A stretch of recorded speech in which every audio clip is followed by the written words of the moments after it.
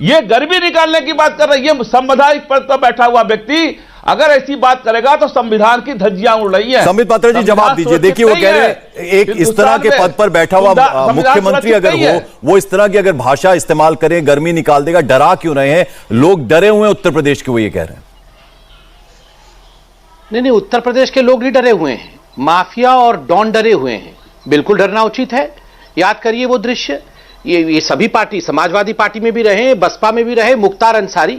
मुख्तार अंसारी पंजाब में बिरयानी खा रहा था। मुख्तार अंसारी जब पंजाब से कोर्ट के कारण फटकार जेल में जो आदमी है उसकी बात क्या कर रहे हो? व्हील चेयर पे आप करिए ना बात, आप इलाहाबाद की बात करिए, प्रयागराज की बात करिए, जो छात्रों को। खान साहब जरा सुन लीजिए ना, आप देखिए आपको जवाब दे रहे हैं संबित पात्रा जी, जरा जवाब ले लीजिए। संबित जी बोलिए, भाग रहे हैं। एक मिनट जरा सुन लीजिए सर। संबित बोलिए। दाएं बाएं नहीं भाग रहा हूं मुख्तार जी, मैं जवाब दे रहा हूं। अभी सुनिए मेरी बात। दाएं बाएं भाग रहे हैं, ये नहीं बोलने देंगे, यहाँ भी अराजकता करेंगे। प्रयागराज के बारे में बता रहे, आप तो चुनाव भी नहीं लड़ रहे, डिबेट में आ गए। खान साहब जरा सुन लीजिए, वरना डिबेट में आके टाइम खराब कर रहे हैं। चलिए संबित जी बोलिए। अरे पंकज भाई, ये चुनाव तो लड़ नहीं रहे हैं, यहाँ आके टाइम खराब कर रहे हैं। चुनाव लड़िए ना, काहे को टाइम खराब कर रहे हैं? एमएच खान साहब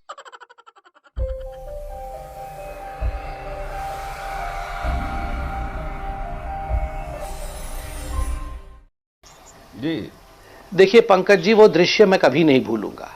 मुख्तार अंसारी जिस प्रकार से पंजाब से व्हील चेयर में बैठ के आया था उत्तर प्रदेश, और उत्तर प्रदेश आते ही योगी जी का नाम सुनते ही खड़े होकर चलने लगा, ये डर माफिया और डॉन में अच्छा है।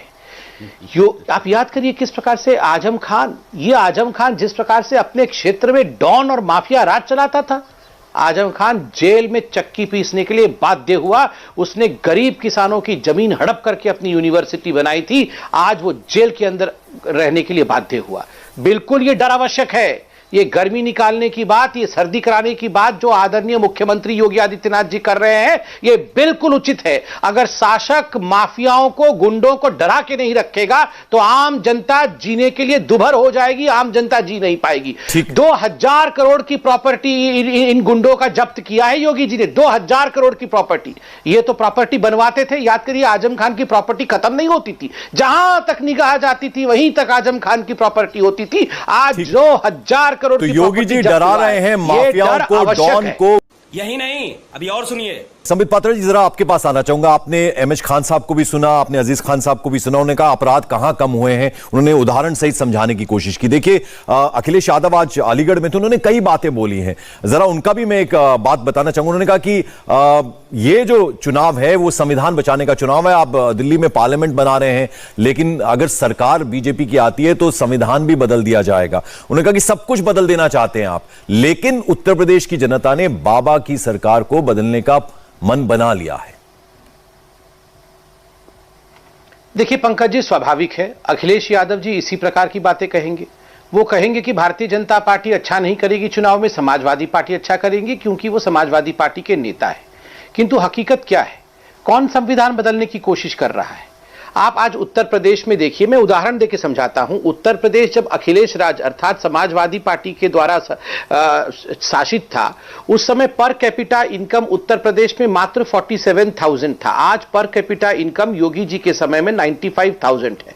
उत्तर प्रदेश में जब समाजवादी पार्टी की सत्ता थी तब कितने मेडिकल कॉलेजेस थे? कुल मिलाकर के 12 मेडिकल कॉलेज थे। आज हर जनपद पर एक मेडिकल कॉलेज है। उत्तर प्रदेश में पहले केवल 2 एक्सप्रेसवे थे, आज 5 एक्सप्रेसवे है। उत्तर प्रदेश में आज 5 एयरपोर्ट है, इंटरनेशनल एयरपोर्ट। जेवर के एयरपोर्ट के विषय में आप सबने चर्चा भी की है। उत्तर प्रदेश में पहले स्वास्थ्य के लिए कोई योजना नहीं थी, आज उत्तर प्रदेश में 6 करोड़ 91 लाख लोगों को आयुष्मान भारत के माध्यम से बेनिफिट मिल रहा है। केवल खान साहब ही खामोश नहीं है, उनकी पार्टी भी खामोश है।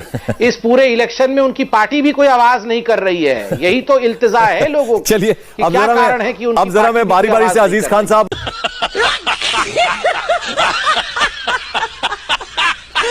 आज अलीगढ़ में अखिलेश यादव घूम रहे हैं। उन्होंने ये कहा कि 400 जो सीटें हैं वो एसपी आरएलडी गठबंधन को मिल रही है, जो बाकी बची हुई 3 सीटें हैं वो मिल रही हैं बीजेपी को, क्योंकि पूरा उत्तर प्रदेश उन्होंने घूमा है। खासतौर पर वो पश्चिमी उत्तर प्रदेश का दौरा कर चुके हैं। लोगों में बहुत ज्यादा नाराजगी है।